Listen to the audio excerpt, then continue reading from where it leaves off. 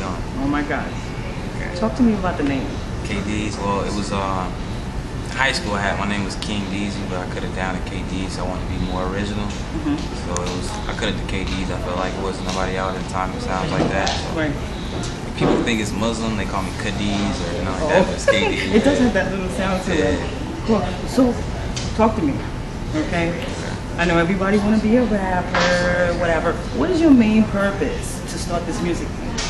My main purpose, man, was I'm a third generation artist. My dad was signed to Tommy way back in the day, and his dad was in the jazz band, so it became like second nature to me. So music has always been in your family? Yeah. Okay. So I've been doing it like since I was 12, but professionally since 18. So I just felt like whenever time I spoke, whether it was just speaking or conversation, everybody took what I said real serious. I was like, you know what? If I did it in music form, Right. it'd be respected. You know what I mean? That's awesome. Yeah. What keeps you going? There's a lot of crap going on, a lot of nonsense. Yeah. What makes you want to just go ahead besides, the money and, everything else? I mean, because I got something to say. I feel like, I see a lot of cats get on, you know what I mean, and I respect it, but, I feel like I speak for somebody from Southern Cali that grew up like me, and, I feel like it's a lot of cats that's not speaking on how the young adults that, probably grew up and played ball, had, crazy stuff like that, and I'm saying stuff that they don't say, so I feel like I do it in a good way with content and swag. Awesome. Yeah.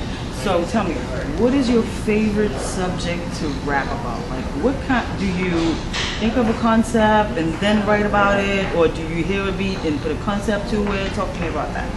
Oh, with my writing form, man, I might get pissed off. I might be walking down the street, walking back to my hotel, so I might see somebody might look at me crazy. Right. And I start cussing them out, then it'll turn to a song, and I'm like, oh, I need to go write about this. Right. And So then I hear a beat. it's just you and It's how just you natural, feeling, yeah, right? Yeah. k-deez, I love you. You're a sweet kid, and your music is great. How do you think you're gonna maintain longevity in this business? Because how are you planning on doing that? Hit songs. And stay original. Hit songs. That's all you can do. And music nowadays is so cutthroat because there's some rapper probably just got signed 5 minutes ago. You know what I mean? That they say gonna have a hit song, but as long as you come with hits, and I feel like you can be in the game as long as you want to be in the game. Right. I mean, just keep it original and fresh. Like whatever I'm doing now might be different 5 years from now if I'm still around. You know what I mean? But I just gotta keep reinventing myself and stay in touch with my audience. Right. So what do you think about the music game right now? Do you think it's about the music, or do you think social media has made it a lot of artists lose focus with all the nonsense that's going on in the reality shows and whatnot? I mean, it's about at the end of the day, it might start off as music is now, like you said, a social network. Right. It's more about personality. If you got a good personality and people want to intrigued about what you're saying, And get to know you. Yeah, and you look good, you got swag, people will mess with you, but at the end of the day, your music will have to speak. Right. If you got all that with no music, then you're finished. Right. In this day, so I feel like that's what it is. I feel like it's just people just selling swag right now. That's all it is.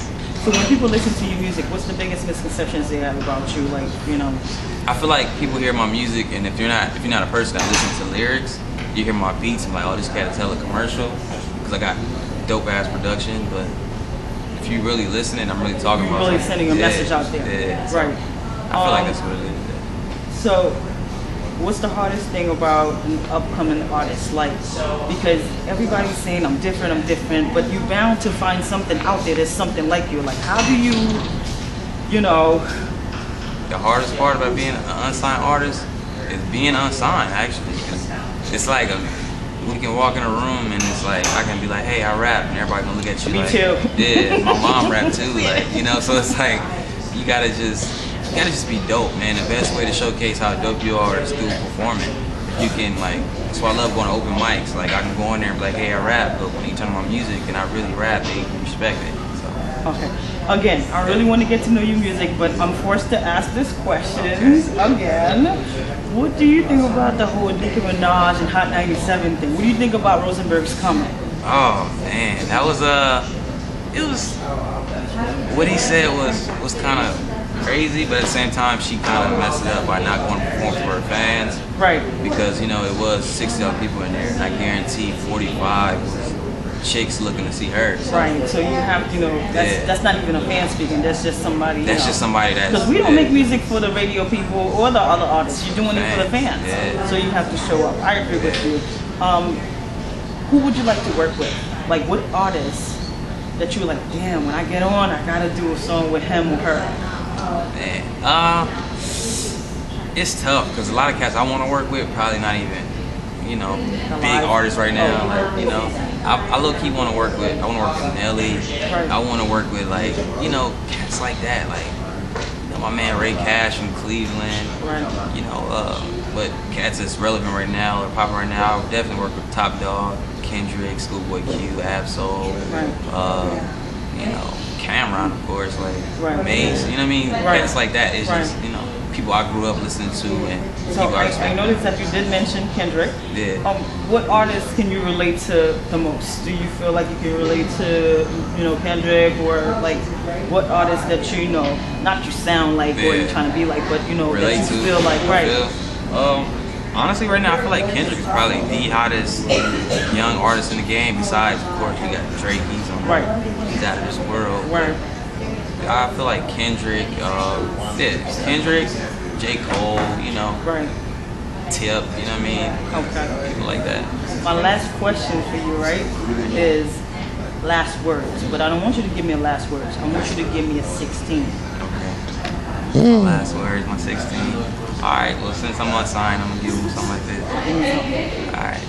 I remember growing up and I didn't have shit. Just a pack of ramen noodles and a dirty mattress. When my mama had to work, I couldn't even go to school. Had to take care of the fam cause the rent was due. And that's me, Versal. No sleep cause my mind be racing. How many people gon' change before I actually make it? But y'all don't see the sacrifice I made. I'ma keep chasing this money till I'm actually paid. How the fuck can you hate a youngin' that's grinding? Waiting on perfect timing. City of quicksand and you know you the only diamond. I go hard, motherfucker. And fuck y'all some fraud motherfuckers. What you achieve, keep hating. My motivation is shit on niggas. I know you waiting on me to fail, but dream on, nigga, it's okay. Hey, we gon' make it anyway. It's your boy k-deez. Yo, a true MC in a freaking flesh. I say spit at 16 and you gave it to me raw. It was nice talking to you, k-deez. I can't wait till your music come out. Alright? Awesome.